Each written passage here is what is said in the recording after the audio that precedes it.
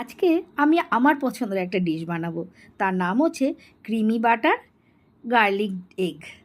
তো এই রান্নাটা খুবই সাধারণ, কিন্তু খেতে যে কী অসাধারণ অপূর্ব হয়, না খেলে বিশ্বাস করবেন না। তো চলুন রেসিপিটা শুরু করি।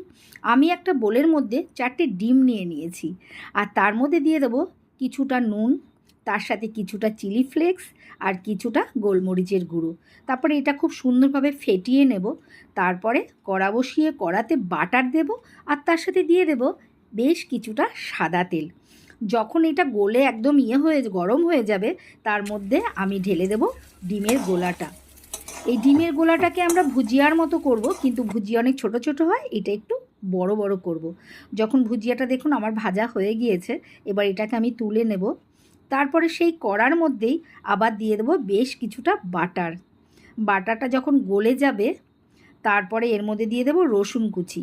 জানেন না, এই রান্নাটা এত টেস্ট হয় খেতে, রুটি কিংবা পরোটার সাথে যখন খাবেন না, মুখে লেগে থাকবে। তো আমি এখানে রসুন কুচি দিয়ে দিলাম।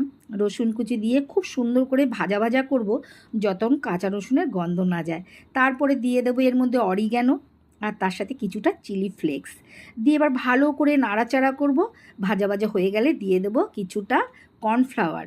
কর্নফ্লাওয়ার দিয়ে ভালো করে নাড়াচাড়া করে এর মধ্যে অল্প একটু নুন দেবো, কারণ বাটারে কিন্তু নুন থাকে, তাই বুঝে দিতে হবে। তারপরে দিয়ে দেবো দুধ। আপনারা দুধ এতটা পরিমাণ নেবেন যতটা আপনাদের ডিম, সেটা আপনারা নিজেরাই বুঝে যাবেন।